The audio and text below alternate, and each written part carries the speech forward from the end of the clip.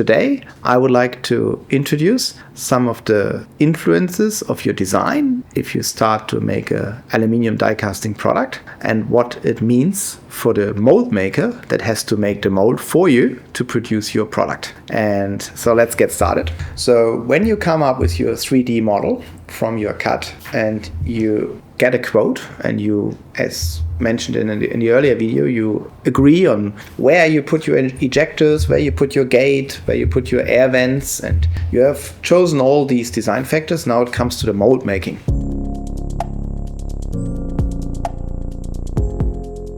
Okay, so he introduced that the material will come in from here, will go all the way around, and that these slots here, bases for the sliders, which will be removed before you can open the mold. I will now ask him about these red-blue sections of the mold. 凝固点会比较快。 Okay, he explained because when you inject aluminium into the mold will heat up and you need to provide a cooling. So the blue entry shows the cold water entry and the red is the hot water exit of the mold. I will now ask him about this and those openings. Okay, so these are alignment pins between the upper and lower mold. Of course, these hooks are needed so that you can move the mold in the factory. As you can see, we have quite some powerful cranes here, and that's why we have to be careful and wear a helmet here, as these hooks can be very harmful, hit your head. All right, now we have the lower section of the mold here, and I will now explain how we actually open the mold. 在这个气密度上就会产生有 Mr. Chen just explained that on this part, which is made by this mold, the quality of these interfaces is very important. And in order to avoid to have bubbles inside, you need to have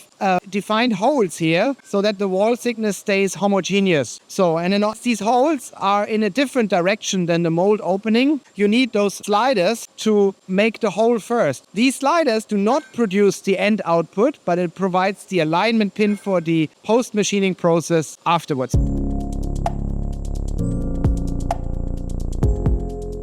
And the mold making has a couple of processes, and these processes have different types of cost. So the first part to start with is the raw material of the mold. So typically the molds are made of steel. The harder the steel is, the better the mold will last. Now we would like to introduce the importance of the hardness of the mold and how this is being controlled, as this is a critical parameter for the lifetime. 工完了以后，我要送到外面去做一个 That based on the spec, he has to send the mold after the mechanical processing to a heat treatment to increase hardness. And he's the one who is in charge of making sure that the tool has the correct hardness before it goes to the temperature process, and that when it comes back that it's got the correct hardness. And he will now show us how he's measuring the hardness. 出来，然后转换成我们要 Okay, so 的 he explained HRC that he has 的 a 硬度。 hardness meter, which is able to measure the hardness in HRC or HS, and it is crucial that you test the hardness before it's being sent to the heat treatment and afterwards. And so he has got a chart which allows him to compare whether the heat treatment went well. I will now ask him to demonstrate the hardness measurement. So he's obviously preparing the surface first, make sure it's really clean.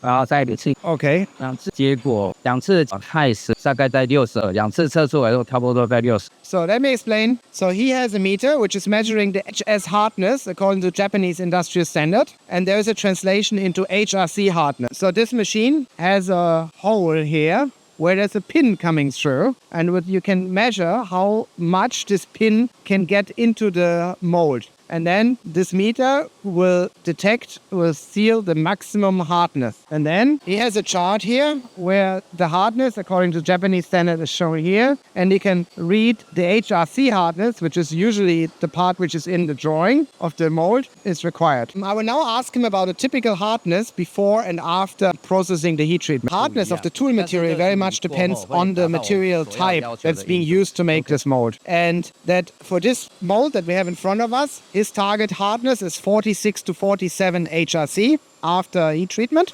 And he usually tries to make the mold a little bit harder than in a minimum spec, because the harder the mold, the longer it lasts. And this is good for the customer to allow more pieces to be made from the mold.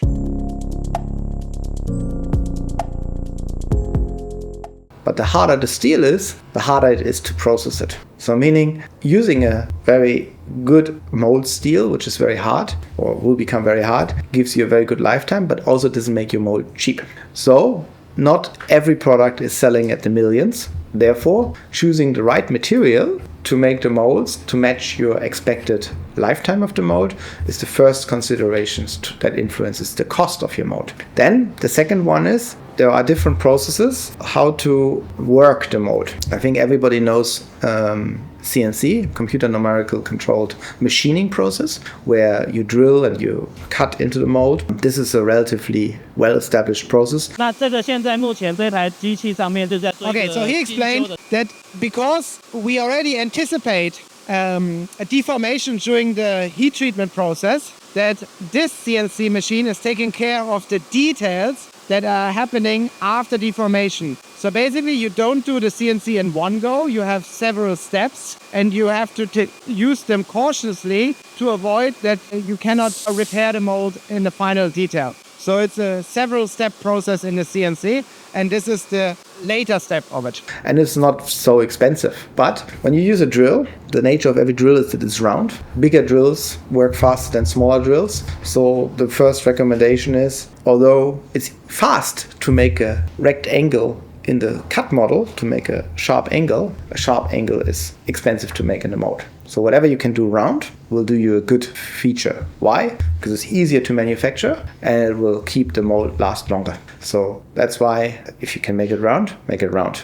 Although you spend more time on cut, you spend less money on the mold. Okay, but there are features which have to be sharp and there are angles. So how do we make sharp features? Well, sharp features you tend to make by EDM, where you have material being electrically removed with some chops, and these chops have to be manufactured either by carbon or by copper. It's called EDM process. Okay, hello. So now we want to introduce the first step for the EDM process. EDM is an electrical deposition machining process, which is necessary to make the detailed feature that you cannot do by CNC. So today I will ask Mr. Zheng about this process to show where this is needed. Okay, so this is made of graphite, and the reason is usually EDM is made by copper parts, but Mr. Zheng explained that the CNC machining of graphite is easier and will give us features, so he uses graphite in the EDM process, but they have to make a part that's going onto the machine for the EDM process itself. So this is a preparation for the EDM process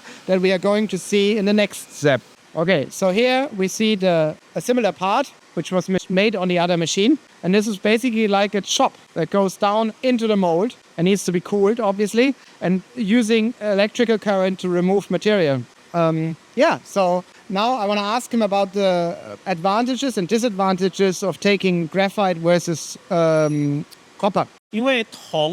Copper is softer compared to the graphite. So in the graphite, it stays in the shape that you want because the copper may deform. So now I ask him which process is faster.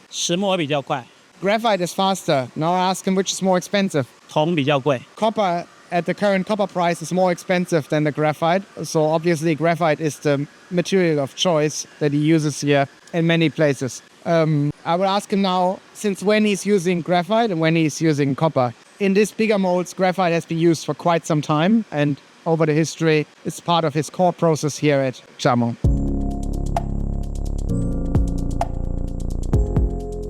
And that EDM process is a lot more expensive than CNC process, but yeah, it's necessary in certain processes. Then mold needs to be polished to give you a smooth surface. Polishing is also not so inexpensive process because it's typically very manual, needs to be tuned. You typically don't get it right in the beginning, then you go in again, and we can see that. So here we see Mr. Zhang taking care of the detail on the mold. Because no matter how much you try, the mold will never be perfect from the beginning. And although this looks like a very delicate job, but it takes this level of detail. Try, move a little bit, make it better until the mold really reaches the level. So that last fine-tuning step is absolutely important to really get where you want. So you measure, you improve, you try, you measure again, you improve, you try.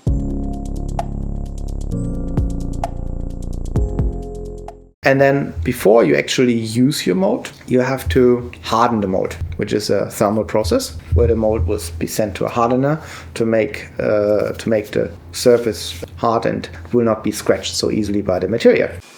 So after the first CNC process, which is basically the major outer shape, we have to first do an initial heat treatment before we go into details. The reason is that during the heat treatment, the blocks will deform. So we don't want to do the details right away. We want to do this after the first heat treatment. So here you can see this is how a part looks like before heat treatment. And then after it comes back, it looks like this. It's a different color, it's gray color. So after the initial heat treatment, we can turn it around and start working on the detailed features.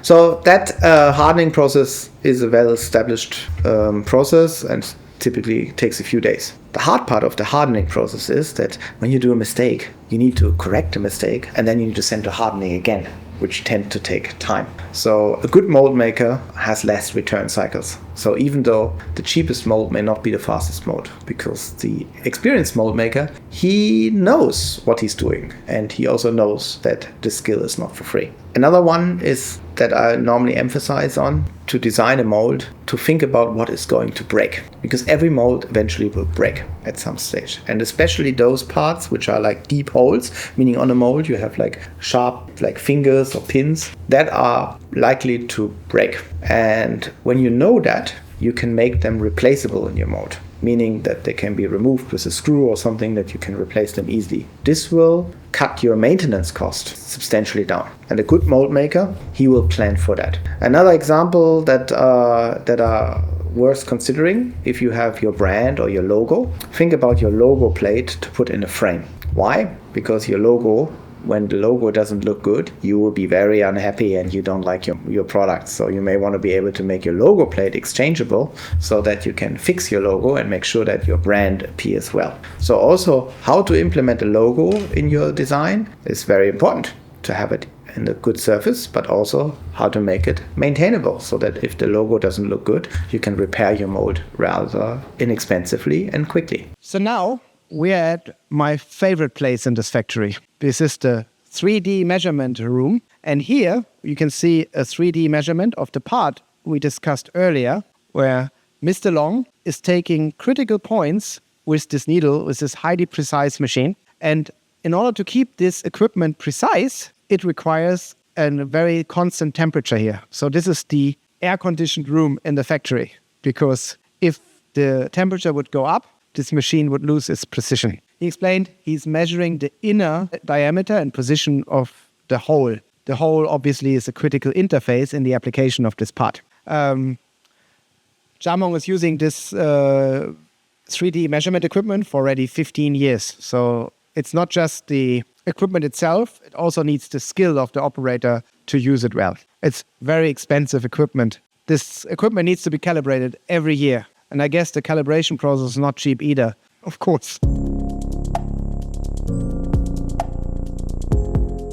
So after taking this long tour through this noisy factory, I would like to thank Mr. Chen and give you one message. He likes radius. Avoid sharp corners, because sharp corners make your tool expensive and will not last so long, and will also give you trouble in the coating process that follows those things. I really have to say, Mr. Zheng, with his 28 years experience in this business, he has numerous experience. And if you would like to take advantage of it, talk to us and we will put you in touch and we'll help you to get your product made and the tool made to last. So these are some influences about mold making that a lot of designers that make their beautiful products do not necessarily consider in their early designs. And I've seen it so many times over 20 years, I highly recommend that before actually the tooling starts, you have detailed communication between the designer and the mold maker, and including called